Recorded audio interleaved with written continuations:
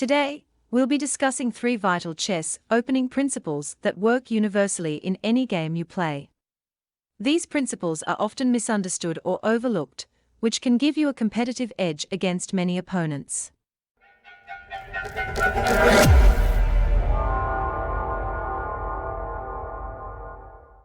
Let's dive into the first principle, which I'll call avoiding the f-pawn. The first principle advises against moving your f-pawn, the pawn in front of your king, early in the opening. For example, in a position like the Perk defense, where black moves their knight to f6, many players make the mistake of playing moves like pawn to f3, or even advancing it all the way to f4. However, this is usually incorrect, whether you're playing as white or black. There are a couple of reasons why you should avoid these f-pawn moves. Firstly, it weakens your king's position and exposes it to potential threats in the future. Secondly, moving the f-pawn blocks the natural development square for your knight, making it challenging to develop your pieces efficiently. Instead of moving the f-pawn, you can easily defend the e4 pawn by playing knight to c3. This move not only protects the e4 pawn, but also allows for smooth and harmonious piece development without any unnecessary risks or downsides. Sometimes, students mention that even some famous players like Magnus Carlsen have played certain risky moves in their games and managed to win. However, it's essential to recognize that players like Carlsen are exceptional and often referred to as chess aliens for their extraordinary abilities. Instead of getting distracted by their exceptional cases, let's focus on our own games and prioritize the safety of our king. One example of a risky opening is when black plays a move like f5, known as the Dutch defense. While it is a known and playable opening, it does come with certain risks. For instance, white can challenge the f5 pawn early in the game. Even if the opening theory may suggest that black can handle this position, it introduces additional unnecessary risks. For example, white can push their h-pawn, preparing to advance the g-pawn. This puts pressure on black's king side, and if black captures the g4 pawn, white can launch an attack with their queen, targeting h7, which is currently vulnerable.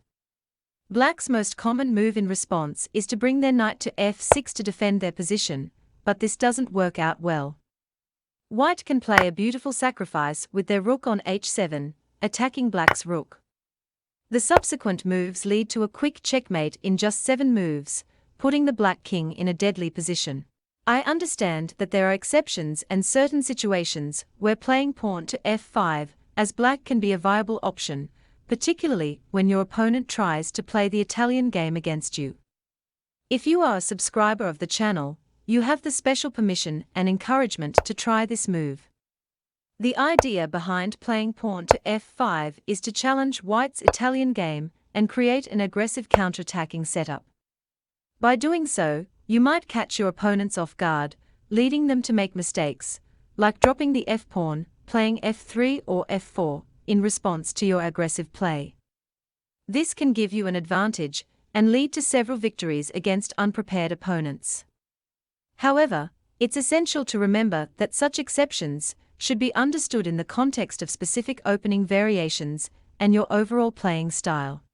Always be aware of the potential risks and consequences of your moves and try to create a balanced and sound opening repertoire that suits your preferences and strengths. If you are interested in learning more about this specific opening and its ideas, you can check out the video where it is explained in detail. The second vital opening principle is to avoid developing your queen early in the game. This principle is essential because moving the queen prematurely can give your opponent opportunities to gain tempo, which means they can develop their pieces while forcing your queen to move multiple times. For instance, in the Scandinavian defense, if white captures the pawn on d5, many opponents will instinctively recapture with their queen. However, this allows white to gain a tempo advantage by attacking the black queen with moves like knight to f3. Black's queen is forced to move several times, giving white the chance to develop their pieces quickly and gain a more advantageous position. To avoid this pitfall, instead of capturing with the queen immediately, black can play knight f6 first.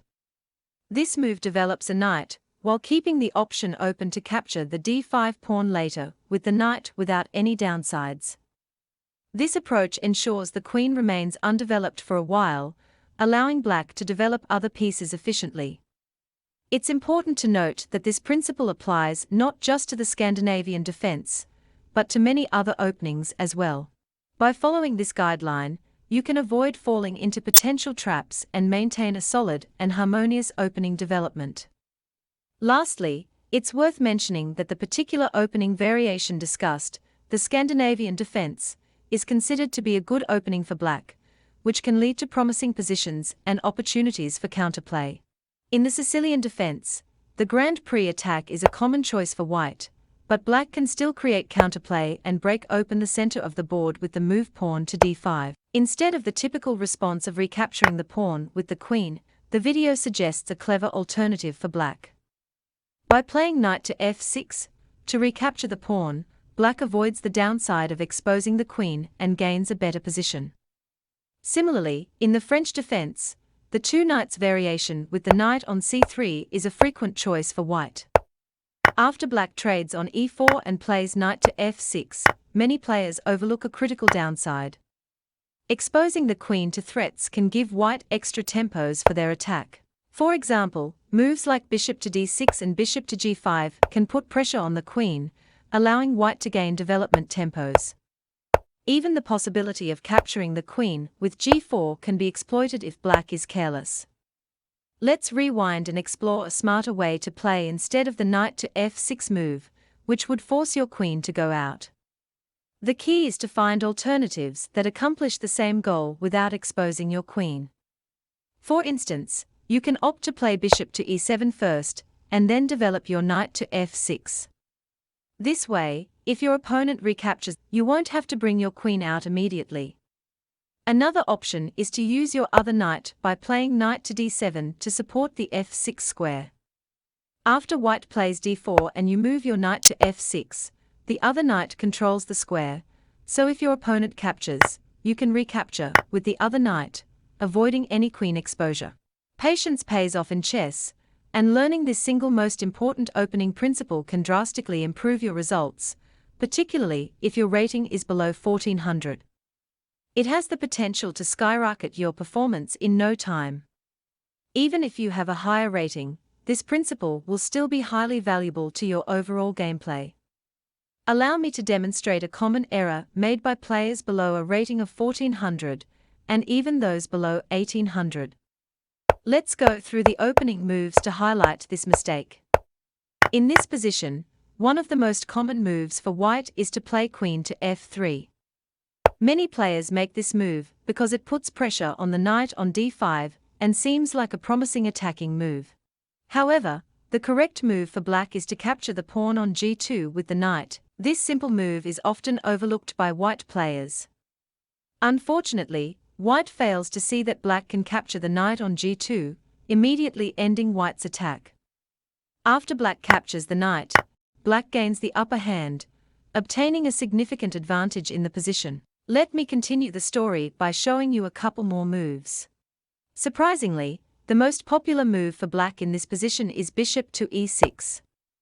However, this move is a blunder that leads to an instant loss for black. By playing e6, black misses a crucial tactical shot, just like white did in the previous move.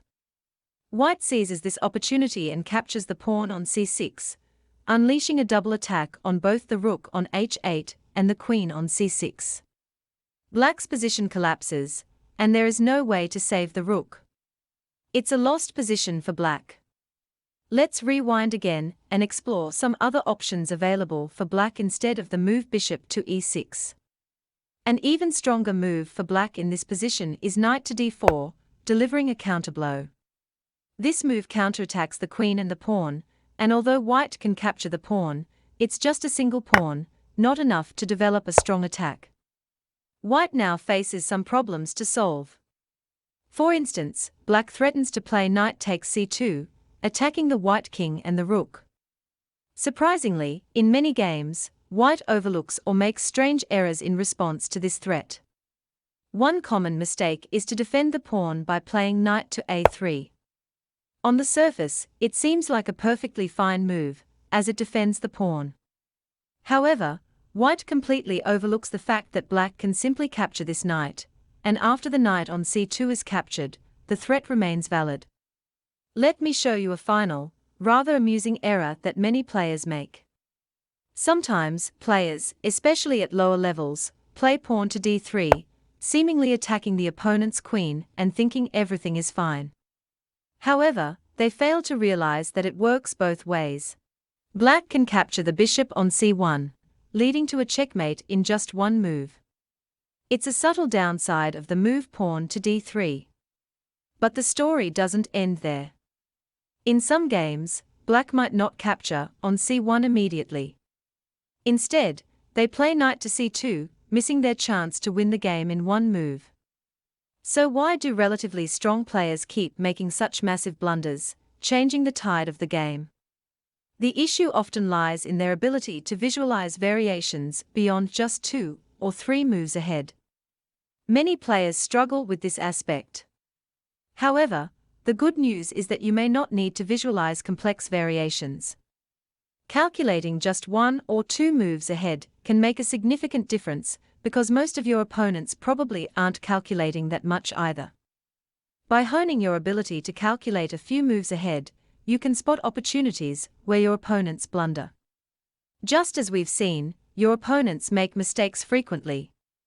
By thinking ahead just a couple of moves, you can identify these errors and take advantage of them, leading to more wins for you.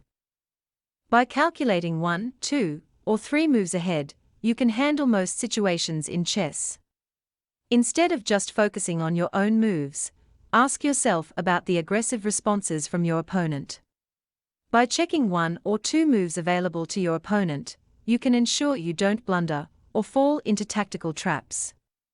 The key takeaway is that calculating a few moves ahead can make a substantial difference in your game. Now, it's time for a puzzle. In the given position, it's white's turn, and you need to find the best move for white. Share your answers in the comments, and let's see how many of you can solve it correctly. Also, don't forget to like and subscribe to stay updated with future videos. Take a moment to check out the other videos appearing on your screen right now. Thank you for watching, and I look forward to seeing you in the next one. Take care and peace.